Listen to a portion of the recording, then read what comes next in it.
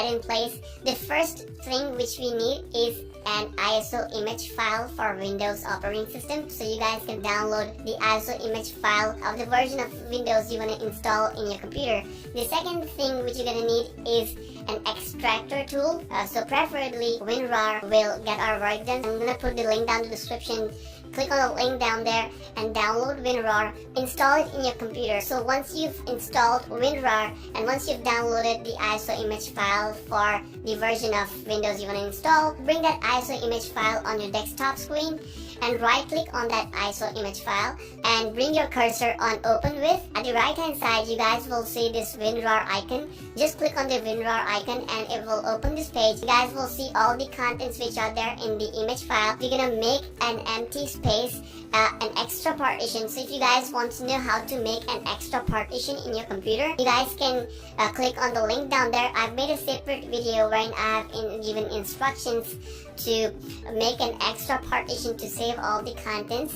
I'm just gonna give an overview of what you have to do. Right click on this PC, click on manage. Once you click on manage, it will gonna take some time and open the page which says computer management. Now here we have to click on the second last option from the left hand side. It's again gonna take some time and it will gonna give you an overview of the drives which are there installed in your computer. Select the drive from which you want to extract a separate partition. If you've got a 1 terabyte partition which is only consuming more than 50 to 60 gigs and rest of all space is empty, right click on that partition and click on shrink volume. Once you click on shrink volume, it's going to give you the extra space from that partition which will be marked here. So this is the extra space which I can take from this partition on which I have right clicked. So 60 gigs is something which I can take from this partition and that's the maximum limit which I can take. We can't go above this. As you guys can see, I'm clicking on the up arrow to extend the amount, but it's not letting me to extend it because this is the maximum amount which this particular partition can give me. Now I'm going to click on shrink. Once I click on shrink, I will get 60 gigs of extra space. So this is the empty space which I have already taken out from this drive. So 31 gigs is something which I've got extra. And this is the same volume in which we will be extracting all of these contents. So I'm going to open this PC and I'm going to open this volume in which I will be extracting the contents from here. So it will be much better if we can just mark all of these files from here, drag it and drop it here in that empty space, extracting all these files from here, and it's copying it and it's pasting it in this folder. So I'm gonna fast forward the video till the time it completes.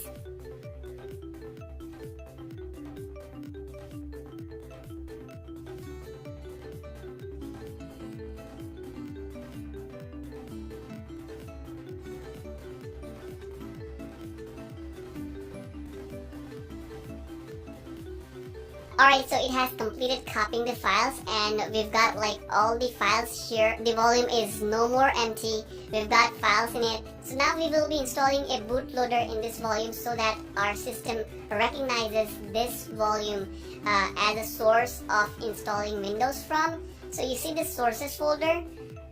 Here we've got boot.wim. So this is the folder which will help us to boot our Windows from this drive. So now we have to open the EasyBCD. I will be posting the link down in the description. You guys can click on that link and install the EasyBCD software. So we will be using EasyBCD software to install bootloader in this volume. So once you have installed this software in your computer, you guys will see this icon on your desktop. Right click on this icon and click on run as an administrator. This is the main page of EasyBCD. Go to the third option which says add new entry because we are installing a bootloader. So just to keep you guys posted, we are installing a bootloader in a volume where we have copied all of the files from this ISO image so that once we boot our computer recognizes that drive as the source of installing Windows. So that's what we are doing. We're gonna click on add new entry. The only thing which we're gonna be working on is this one, the third option from the bottom, win.p.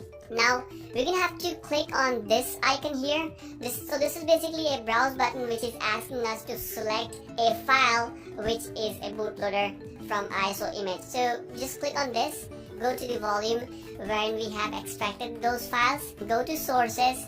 Now from here select the boot.wim and we're gonna have to click on add entry. Now once we click on add entry, it's gonna give us the message down here which just disappeared. That's not an issue. I'm gonna close this. So now we're gonna have to go to command prompt, keep the Windows button pressed and tap R button. So the run box will open, type in CMD and press enter. Now in command prompt, type this part.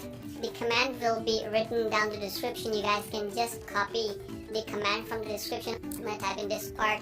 Again, once you type in this part and press enter, it will open the different box altogether. At the top of the page, you guys will see this part.exe. That means you are in the disk partition command prompt. You're gonna have to type in list volume, and you guys will see all the volumes which are there in your hard drive. Now from here, we're gonna have to see the drive from which we want to boot our computer. So this is the drive from which we want to boot. Now type in the command select volume and you have to check the volume number. So this 31 GB belongs to volume 3. So select volume 3, press enter. Now it will give you the message that volume 3 is selected. Now here you're gonna have to type in active. So we are making this partition active so that our computer will boot from that partition, and then the bootloader will help our computer to recognize the image file, the contents from the image files, and it will work. Enter. So now it's giving me the message, the current partition has been marked active. Now we're gonna have to close the box and we're gonna have to restart our computer. We're gonna switch the camera to my phone and we're gonna see if it works. So guys, I'm restarting my computer. This is my phone's camera, and let me just go ahead and click on restart. So once my computer restarts, I'm gonna have to keep on tapping the button which will take me to the boot device options. So for my computer, I'm gonna have to keep on tapping the F8 button, and it's gonna take me to the boot manager, guys. I'm gonna have to disconnect the optical drive, the DVD writer, because it's taking a while for my computer to operate. So let me just disconnect the DVD drive. Okay, so I have disconnected the DVD drive. I'm gonna have to again restart my computer and keep on tapping the F8 button to go to the boot device options. I'm tapping the button. Yeah, so now we don't have the DVD drive here. I'm gonna have to boot from the first drive because that's the drive in which I have the partition in which I have installed all the files from the ISO image. So now I'll just press the enter button to boot from it. Now if we have done everything right, we will go to the setup screen.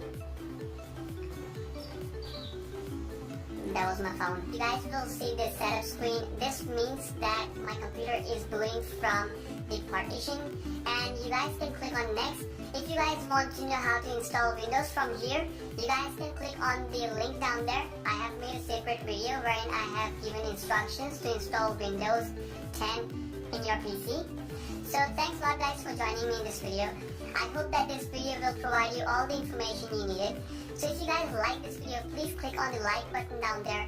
So if you guys want to see more videos like this, you guys can subscribe for my channel. I make new videos every week. If you guys have any questions to ask, you guys can write your questions in the comments box down there. Thanks.